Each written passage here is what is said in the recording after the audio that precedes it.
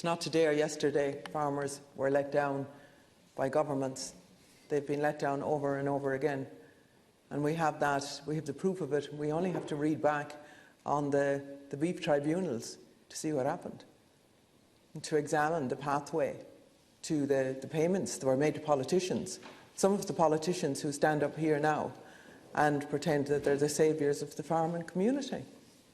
It was absolutely proven without doubt that the decisions that were being made, there was a direct correlation between payments made to the Fianna Fáil party and decisions made by the same party. So we have to have a bit of honesty here. And that has continued. Injustices and unfairness within the sector has been allowed to continue. And it has been facilitated by successive governments in that, So the unfairness in the pricing of it and the undermining of the beef sector, the undermining of suckler farmers, particularly in the west of Ireland, has got to stop. It just has to stop. And that's why I welcome the Beef Plan movement and the other farming organisations who have come out and stood up and said enough is enough in relation to farming. We look at the beef sector, it's a $2.5 billion industry. Why are these companies, the companies, why have they been allowed over and over again to create a situation where there's a lack of competition in the processing sector? That shouldn't have been allowed to happen, but it has happened. And then we have these companies that are unlimited. They're unlimited for a reason. They're unlimited so that we don't have transparency.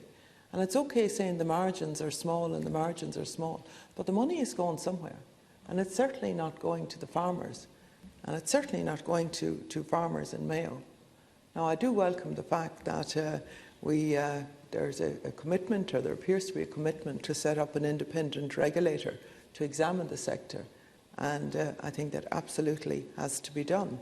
But the fact that the CCPC could assess that it was illegal to even discuss the price of beef really says something about us as a nation. We cannot have transparency in that situation where we have a controlled situation. Within the recommendations of the Agriculture Committee, I think the suggestion there, the recommendation that the Meat Market Observatory be set up at EU level, I think would be helpful in introducing transparency as well. The other thing I think that absolutely needs to be done, I know there's a discussion around it, is the producer groups. And I suppose I want to ask you, Minister, could you see there that these producer groups could be supported under one of the measures under the LEADER programme? Because I think we need to resource those producer groups to allow them to set up in the first instance and to be facilitated, because we cannot expect the farmers to actually do the work that goes into that's involved in setting up producer groups. I think farmers, as they are working. If they look how much an hour a farmer is paid, there's nobody else that would work for that. And if we look at Mayo, say the Mayo economy, for instance, the beef sector there is worth 500 million. There's 5,350 beef-only farmers and 2,800 mixed farms, 73,000 cows. Now, it's not just the money, obviously, that's produced through that, but the multiplier effect within communities such as the community that I come from, is absolutely crucial. It's crucial to the survival of places across my county, across Mayo, and across other rural communities and towns in rural Ireland.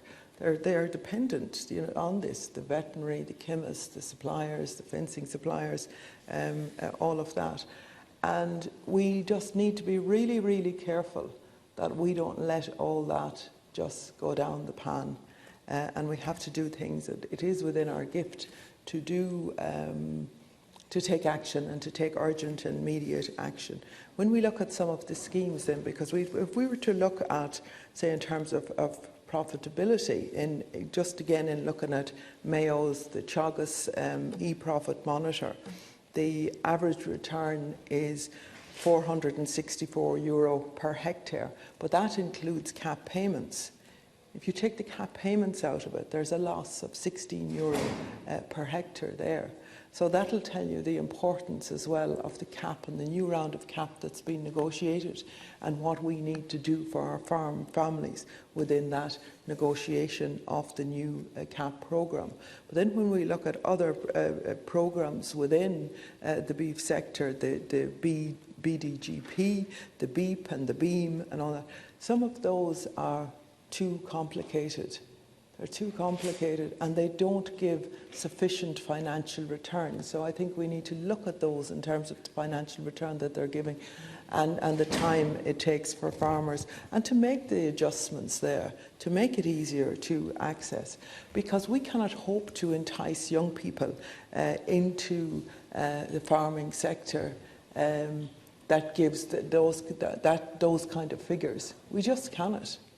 And nobody would encourage young people to take up farming unless we address the issues within it.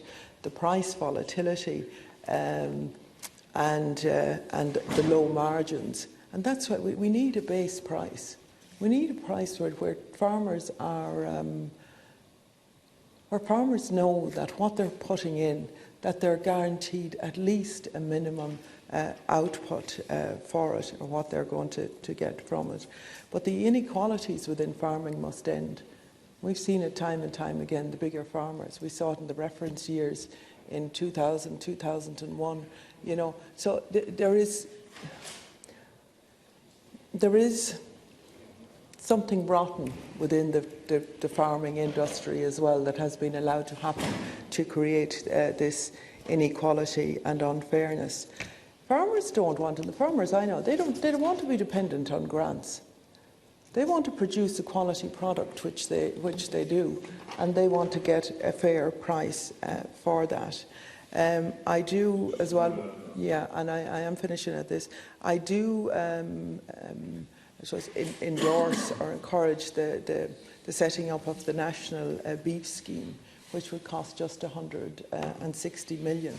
And I know that's one of the recommendations by the INHFA, that would be done to support the industry. But, you know, let's work together, let's have a bit of honesty, and let's address the serious situation that's within the beef crisis. We're coming up, we have a storm coming in to Mayo as we speak. Myself and Senator Mulhern will be heading west. But there's a storm in farming, and there's a storm that we need to address. But even the impact of the storm over the next few days, how that's going to eat into the profitability of farmers again is extremely worrying for the industry. And it's not just the farming industry, as I said, it's rural Ireland. Rural Ireland is dependent on agriculture and always will be.